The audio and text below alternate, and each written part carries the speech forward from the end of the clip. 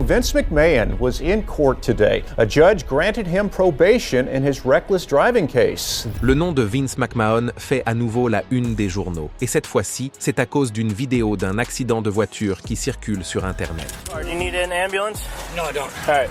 Le clip est court, les détails sont flous, mais il se propage rapidement. Naturellement, les fans se posent de nombreuses questions. Que voyons-nous exactement ici? S'agit-il d'un véritable accident? All right. Just your registration. Is your license in here? Une vieille vidéo qui refait surface? Ou quelque chose qui est exagéré? Everybody's okay. Eh bien, regardez cette vidéo jusqu'à la fin pour le découvrir. Vince McMahon n'est pas étranger à la controverse. En fait, à ce stade, on dirait presque que les gros titres le suivent partout où il va. Et le plus souvent, les nouvelles concernant cet homme sont tout sauf flatteuses. Au fil des ans, il s'est retrouvé mêlé à de nombreux scandales, dont beaucoup auraient mis fin à la carrière de n'importe quelle autre personnalité publique. Nous parlons ici d'un homme qui a été impliqué dans plus de scandales que la plupart des gens n'ont de repas chauds. La liste est longue, vraiment longue. Mais ne vous méprenez pas, cet homme est une légende à part entière. Vince McMahon est littéralement la raison pour laquelle le catch professionnel est devenu le spectacle gigantesque, extravagant et ridiculement divertissant qu'il est aujourd'hui. Il a pris la WWE et l'a transformée en un phénomène mondial valant des milliards de dollars. Ce n'est rien. C'est en fait complètement fou quand on y pense. Cet homme est un visionnaire, un requin en costume, et honnêtement, l'une des figures les plus fascinantes de l'histoire du divertissement. Mais il semble que derrière chaque empire qu'il a bâti, il y ait eu beaucoup de chaos en coulisses. Et ce dernier chapitre? Oui, celui-ci est tout à fait différent. Mais avant de nous plonger dans ce délicieux désordre, revenons un peu en arrière. Car si vous voulez vraiment comprendre le chaos, vous devez d'abord comprendre l'homme qui se cache derrière tout cela. Alors, qui est exactement Vince McMahon? Pour vraiment comprendre l'énigme qu'est Vince McMahon, nous devons remonter au tout début. Et honnêtement, son histoire est tout aussi folle que tout ce qui a suivi. Vincent Kennedy McMahon est né le 24 août 1945 à Pinehurst, en Caroline du Nord, d'une femme nommée Victoria Hanner et d'un homme nommé Vincent James McMahon, qui, comme nous le verrons, était déjà une figure importante dans le monde du catch. Mais voilà, Vince a à peine connu son père pendant son enfance, car peu après sa naissance, celui-ci a fait ses valises et est parti. Et comme si cela ne suffisait pas, il a emmené avec lui le frère aîné de Vince, Roderick Jr. Tout simplement. Dès le départ, cet enfant a donc connu une enfance assez difficile. Vince a grandi sous le nom de Lupton, le nom de famille de l'un de ses beaux-pères, et s'est fait appeler Vinnie Lupton pendant une grande partie de son enfance. Et croyez-moi, ce n'était pas une enfance heureuse, loin s'en faut. Vince a toujours été très ouvert sur le fait qu'il a subi des abus de la part de son beau-père, Leo Lupton, et a également parlé des abus sexuels qu'il a subis lorsqu'il était jeune. Dans une interview accordée en 2000, il a évoqué son beau-père avec une froideur qui en dit long sur ce qu'il a vécu, déclarant qu'il était regrettable que Lupton soit mort avant qu'il ait pu le tuer. Ce sont des mots lourds de sens, mais ils brossent un tableau très clair de la noirceur de ses premières années. En plus de tout cela, Vince a également dû faire face à la dyslexie pendant son enfance, ce qui a ajouté une difficulté supplémentaire à une enfance déjà difficile. Mais c'est là que l'on commence à entrevoir pour la première fois cette énergie caractéristique des McMahon, car plutôt que de se laisser abattre, le jeune Vince l'a canalisé vers quelque chose de complètement différent. Il a décrit son adolescence comme une période où il s'est spécialisé dans les mauvais coups, ce qui honnêtement semble plausible. Il faisait de la contrebande d'alcool à Harlow, en Caroline du Nord, et menait une vie qui pouvait le mener dans deux directions différentes. Finalement, il a dû faire un choix simple, le centre de redressement ou l'école militaire. Vance a choisi la Fishburne Military School à Waynesboro, en Virginie, dont il est sorti diplômé en 1964. Plus tard, il a reconnu que la structure et la discipline de cet environnement avaient été l'une des influences les plus formatrices de sa vie. Puis, à l'âge de 12 ans, un événement a tout changé. Il a rencontré son père pour la première fois, Vincent James McMahon,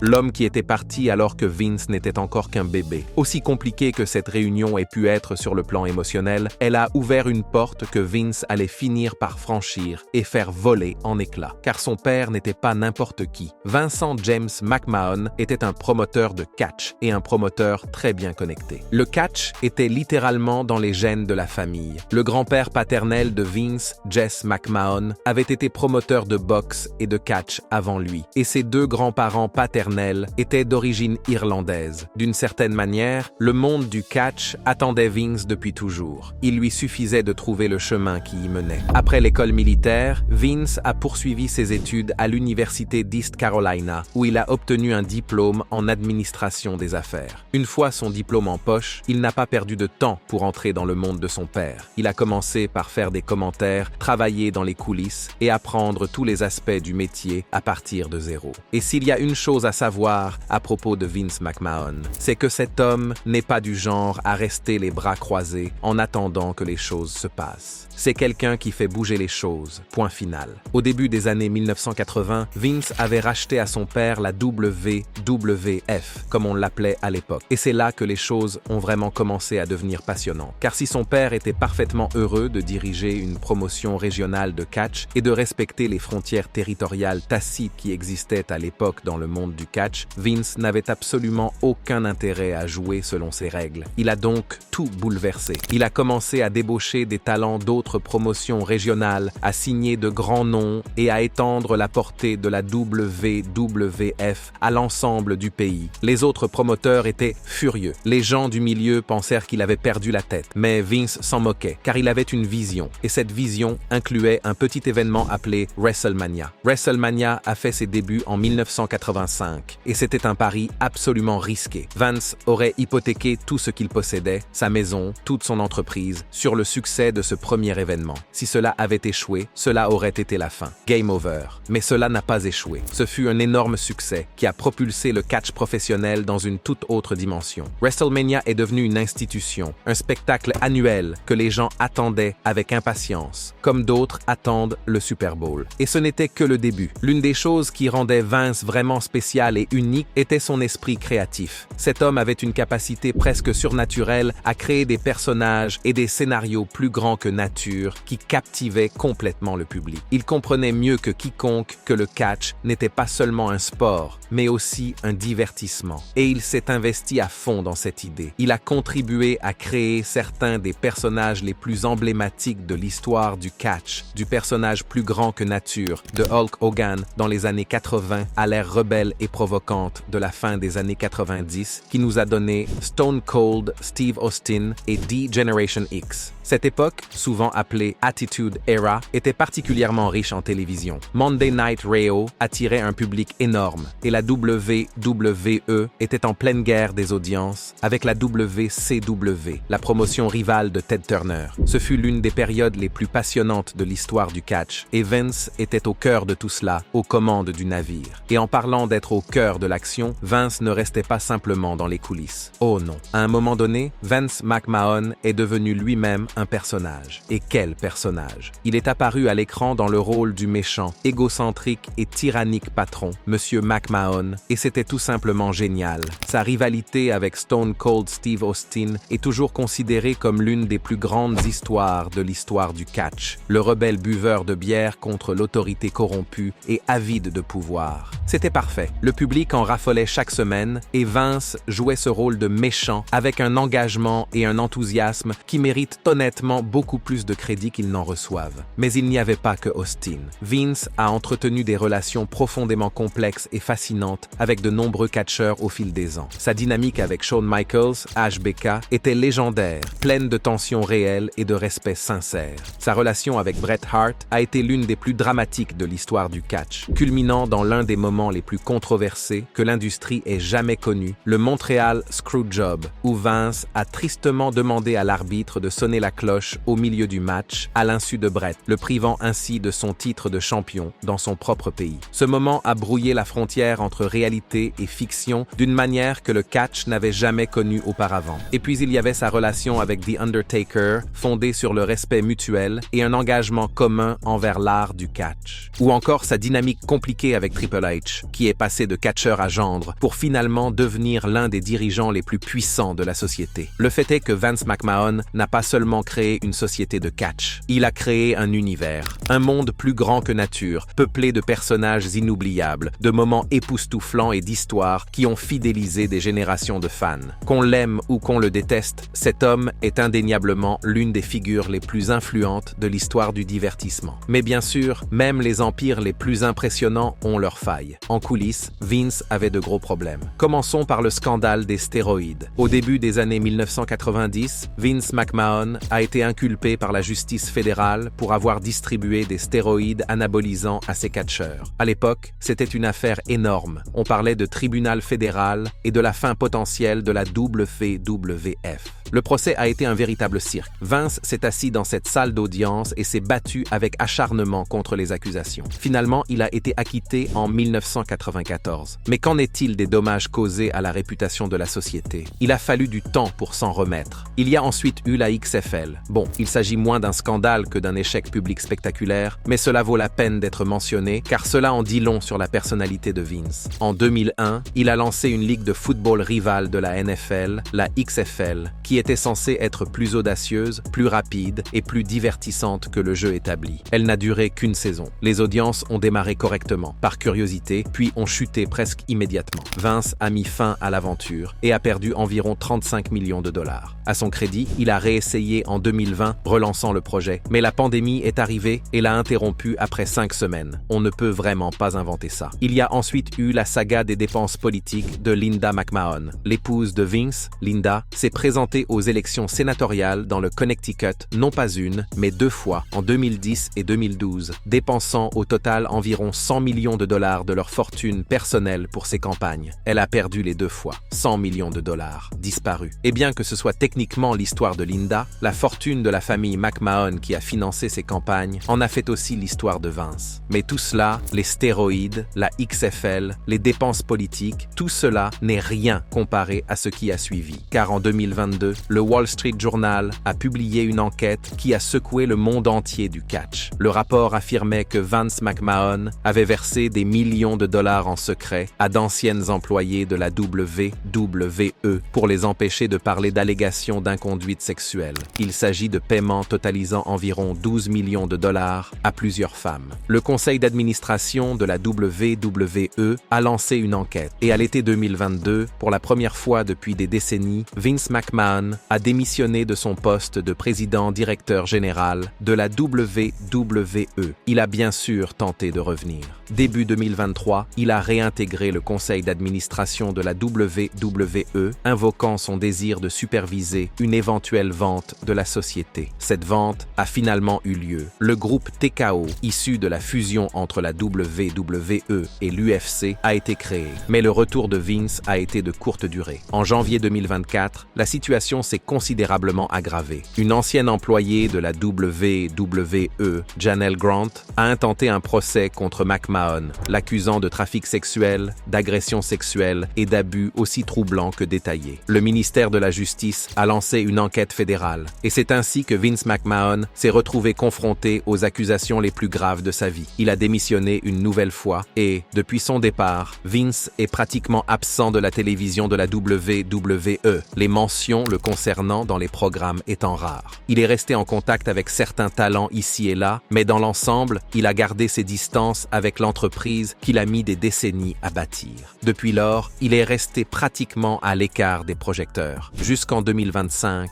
où il s'est retrouvé à nouveau à la une des journaux, et pas pour une affaire liée au catch. Cette fois-ci, il s'agissait d'un accident de voiture. Et maintenant que les images de la caméra embarquée ont enfin été rendues publiques, toute l'histoire est à nouveau sous les feux de la rampe. Le 24 juillet 2025, quelque part sur la Merritt Parkway dans le Connecticut, un homme de 80 ans s'est mis au volant d'une Bentley Continental GT Speed de 300 000 $ et a complètement perdu la tête. Cet homme, Vincent Kennedy McMahon. Avant même d'entrer dans les détails, voici quelque chose que vous devez savoir. La réputation de Vince McMahon en tant que conducteur dangereux parmi les employés de la WWE était, pour le moins, légendaire. Et pas dans le bon sens du terme. L'ancien arbitre de la WWE, Mike Chioda, a révélé un jour dans son podcast que McMahon avait conduit un camion de la WWE alors qu'il était ivre et qu'il neigeait. Une autre ancienne personnalité de la WWE, Jim Cornette, a également raconté une anecdote au sujet d'un voyage avec Vince après qu'un vol dérouté l'ait rendu furieux. Et McMahon a conduit une voiture remplie de hauts responsables de la WWE à 160 km/h sous une pluie battante, complètement hors de lui. Cornette se souvient également d'un autre incident où Vince a été arrêté par ce qui semblait être un policier débutant. Et plutôt que de se conformer, McMahon a pris la fuite depuis le bord de la route, projetant des graviers sur l'officier alors qu'il s'éloignait à toute vitesse. Et le commentateur légendaire, Jim Ross, a écrit dans son livre qu'il était passager avec Vince lorsqu'ils ont été arrêtés par un policier de l'État de l'Ohio après un spectacle Raw. Le fait est que ce comportement n'était pas nouveau. Les personnes qui travaillaient avec Vince McMahon le savaient. Elles avaient des anecdotes à raconter. C'était tout simplement sa personnalité au volant. Revenons donc au 24 juillet 2025. La vidéo de la caméra embarquée, qui vient d'être rendue publique par la police de l'État du Connecticut à la suite d'une demande d'accès aux documents publics, montre tout. Et quand on la regarde, c'est vraiment alarmant. On voit la Bentley Slalomer entre les voitures qui roule vers le nord à une vitesse qui semble irréelle sur une autoroute publique. La voiture zigzague entre les voies, accélère, dépasse les autres véhicules, comme s'ils étaient à l'arrêt. Un policier de l'État du Connecticut le repère et se lance à sa poursuite. Mais Vince continue tout simplement à rouler. Le policier tente de le rattraper, mais McMahon creuse l'écart. Et puis, l'accident se produit. McMahon aperçoit la BMW 1092 St. Petrus de Barbara Doran sur la voie de droite. Il la voit trop tard. Il essaye de se déporter sur la gauche pour la dépasser, mais il n'y a pas assez de temps ni d'espace. Il heurte l'arrière gauche de sa voiture à une vitesse comprise entre 130 et 145 km/h. L'impact est violent et la BMW de Doran est projetée hors de la route, catapultée à plus de 100 mètres selon son propre témoignage. La Bentley de McMahon, quant à elle, percute le rail de sécurité sur le terre-plein central. Des débris sont éparpillés sur l'autoroute. Et voici le détail qui vous frappe vraiment. Certains de ces débris sont projetés sur la voie opposée en direction du sud, où ils heurtent un autre véhicule. 3 voitures, un seul accident, et de la fumée commence à s'échapper de la Bentley. Et que fait Vince? Il continue à rouler. La Bentley, avec ses airbags complètement déployés, son avant complètement enfoncé, de la fumée qui s'en échappe, continue simplement à rouler sur l'autoroute. Ce n'est que lorsque le policier le rattrape enfin et lui fait signe de s'arrêter que McMahon s'arrête réellement. C'est là que les images de la caméra corporelle prennent le relais, et c'est là que les choses deviennent vraiment intéressantes. Le policier s'approche de la vitre côté conducteur. La vitre est brisée, les airbags sont déployés. La voiture a l'air d'avoir traversé une zone de guerre. Et voilà Vince McMahon, 80 ans, assis au milieu de tout cela, visiblement étourdi et confus. Le policier va droit au but. J'essaie de vous rattraper et vous continuez à accélérer. Vous avez atteint, je crois, près de 195 km/h. Et puis, vous avez percuté quelqu'un parce que vous ne faisiez pas attention. Vous regardiez votre téléphone? McMahon. Non, j'essayais juste de conduire. Policier. La personne était juste devant vous. Il doit y avoir une raison pour laquelle vous l'avez percuté. McMahon. Je n'ai pas conduit ma voiture depuis Dieu sait combien de temps. Policier. Elle était juste devant vous. Vous l'avez percutée à 160 km/h. Je m'assure simplement que vous n'avez pas de problème médical ou autre. Avez-vous besoin d'une ambulance? McMahon. Non. Et puis, dans ce qui est véritablement l'une des choses les plus déconcertantes que l'on puisse voir, alors que McMahon remet ses papiers d'immatriculation et d'assurance à l'agent, il se met à marmonner, assez fort pour être capté par la caméra corporelle. Et voici ce qu'il dit. Bon sang, stupide imbécile. Il se réprimande tout haut devant les forces de l'ordre après avoir percuté une autre personne à 160 km/h avec une voiture de 300 000 $.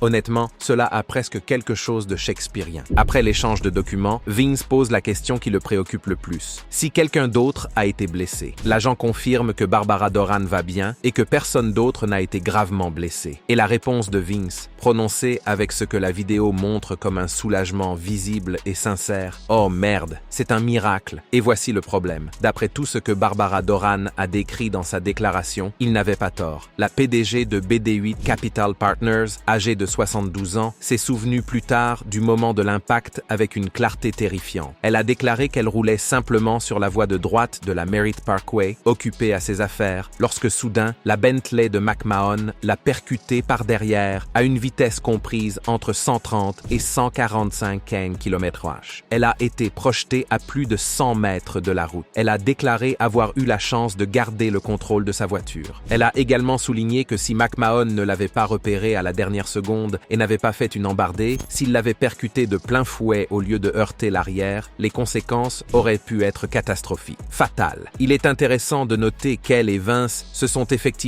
parlé après l'accident. Elle a déclaré qu'il s'était montré inquiet et heureux qu'elle aille bien, et elle l'a remercié pour son attention. Ce qui, tout bien considéré, est une interaction remarquablement courtoise, étant donné que cet homme venait de projeter sa voiture à 100 mètres sur l'autoroute. Lorsqu'un deuxième agent est arrivé sur les lieux pour dresser le procès-verbal, quelque chose de remarquable s'est produit. L'agent a immédiatement reconnu Vince McMahon. Bien sûr qu'il l'a reconnu. Après avoir rédigé le procès-verbal, il a serré la main de Vince et lui a dit qu'il était ravi de le rencontrer, a souhaité un joyeux anniversaire à sa petite fille et lui a dit de profiter du reste de sa journée, après un accident sur l'autoroute à 145 km/h. C'est une phrase qui s'est réellement produite. Et c'est là que toute l'histoire prend une autre dimension, car tout cela s'est passé le 24 juillet 2025, le jour même où Hulk Hogan est décédé. Quelques heures après cet accident, le monde du catch a appris la disparition de l'une de ses plus grandes icônes.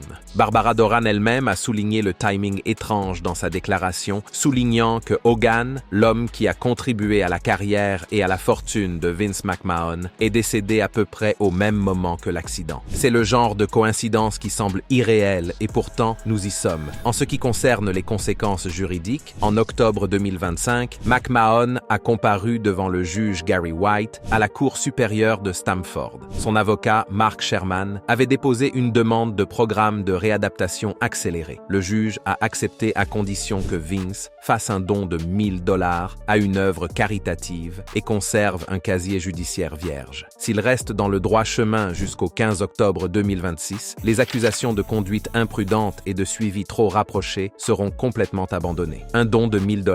Pour avoir roulé à 185 km/h sur une autoroute publique, percuté 2 voitures, projeté des débris sur une troisième et pris la fuite. Pour résumer, Vince McMahon a roulé à 185 km/h, a percuté la voiture d'une autre personne, a tenté de prendre la fuite, a refusé les soins médicaux, a qualifié l'absence de victime de miracle et s'en est tiré avec un don de $1000 et un programme de conduite. Quelle que soit votre opinion sur Vince McMahon, vous ne pouvez certainement pas dire que son histoire est ennuyeuse.